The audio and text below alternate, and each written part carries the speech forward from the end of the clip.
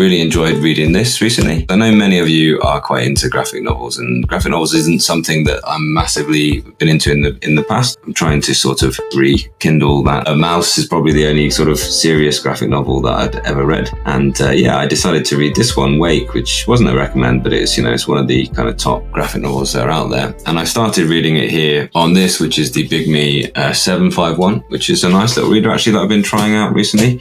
And you can probably see that's just too small. The text on here is just too small to really be a comfortable read at this size. And so I found it just a bit too painful just to zoom around. So what I did was I switched actually over to my OLED phone for reading that. And that was a pretty good experience for a little while. What I would say is OLED, it's not for reading, is it really? So I read quite a bit of it actually here on the OLED, just because I was in my pocket and I got a bit frustrated with this. But I was still having to do this where I was sort of zooming in and zooming around, and it wasn't great, so still you could zoom in and read the thing and then zoom out and enjoy the whole piece and then move around like this. But actually that wasn't a nice sort of pleasant way to read. Finally, I went on to the Kindle Scribe and actually had a good experience there. And I still think actually this Kindle Scribe is a little bit too small like this. And you can zoom in. It's not too bad, look, but it's not ideal. I didn't have to zoom in too much, but it is still reasonably small, the text on here. As you can probably see there, first I'll leave my hand in there for scale. It is still quite small to read here. So although reading on the Kindle Scribe was good to be in this large sort of size, I finished on that. It wasn't perfect on here. However, some graphic novels, I've just discovered this incredible series. Do any of you know it? It's called March. And I've started reading this on here. You see I'm sort of halfway through this one, pretty much at the same point here. It's just sort of discovering Martin Luther King. And it does this lovely thing. It's called Guided View. And unfortunately, I can't see anyway. It's not listed on the Amazon website, Guided View, to tell exactly which ones have Guided View or not. But Guided View, if you're reading on something like this, Guided View is excellent here. And you can see actually this B751 is really coming into its own, and it's really handling this really well. And this is on its normal mode. So I'll zoom in on a bit of text here for you and you can see how good it really is. It's good, it's crisp, it's clear. It's big enough to read all of a sudden. And actually the ghosting is really well controlled here. You can switch in and out of Guided View with just a double tap. So you can see the whole piece like so. But I want to show you also the books tablet and show you how good that is and do a sort of side by side with that. So go into Kindle. On here, this is tab Mini C. This is the sort of smallest with I tell a lie, the page also has the book super refresh. You see actually there is a fair bit of ghosting in the black areas, so not going like that. But you see the animation is that bit smoother here. And this is in its balanced mode. I'll just tone those lights down a little bit so it sort of matches up. They're both Kaleido 3.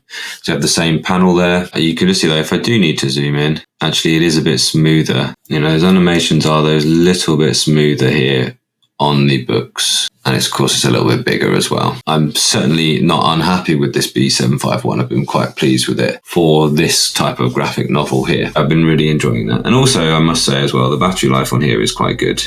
It's been quite good, even for this kind of view where you are doing a lot of zooming around and pinching around. So it's been good. So I'm going to carry on and I'm going to read some other excellent graphic novels, but I'm going to be looking out for these ones that are formatted. You can do a sample, I suppose, is one way to test. The ones that are formatted to be like this. You can probably see the zooming in and out is actually a bit more smooth here on the books as well. You could go to sort of ultra fast. And actually, you can see, and this is what I'm talking about with the monitor, you can maybe see that actually this is really quite fast in terms of its refresh rate. And the ghosting is well controlled and the images still look crisp and clear. And that, I think, is because this is an Android device which has natively got the screen on here. It isn't just an HDMI signal. I'm going to go to the fastest mode here on the Big Me as well, which is extreme. And you can see it's quite fast, but it's not quite as fast as the books. It's good though.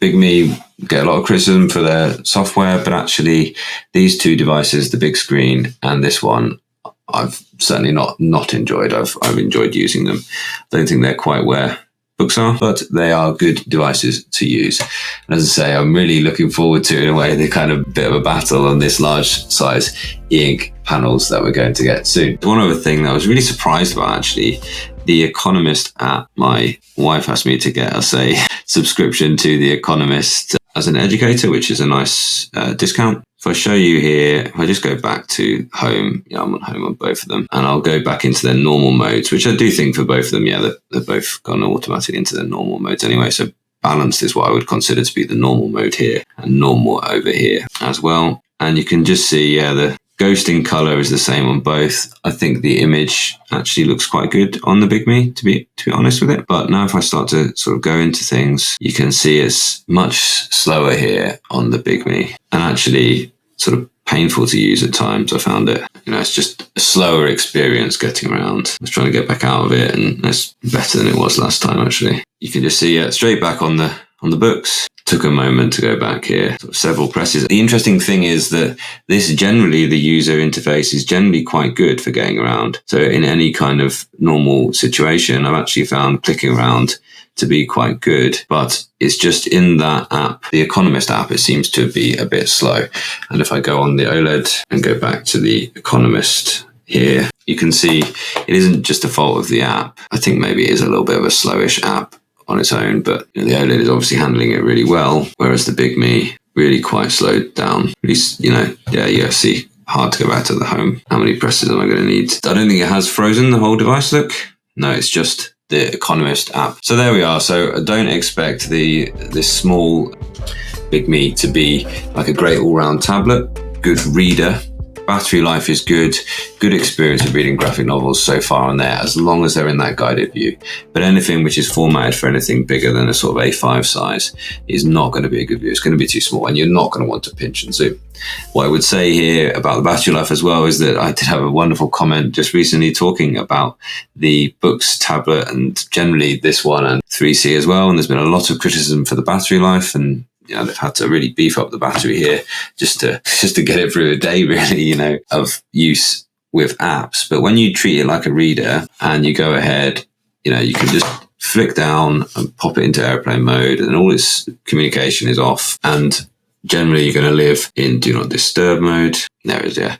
So having that will stop it doing notifications, and then just using reading apps, and you'll probably do quite well in terms of the battery life. And I found that directly testing this next door to the equivalent Big Me sized one, actually the battery life was better here on the Books one. Does the 300 DPI make a difference for graphic novels? Well, all of the ones I've just shown you are 300 DPI actually. So I would say probably not, actually. It's not that big a deal, because I don't know if you spotted, but in that guided mode, you're sometimes zooming in on a graphic which is actually lower than, if I look at this is actually, that image is actually lower resolution than the screen. So it looks a little bit pixelated. It's not bad at all, don't get me wrong, but you can see on the text there that the actual image that you've zoomed in on in this guided mode is actually lower resolution than the actual screen itself.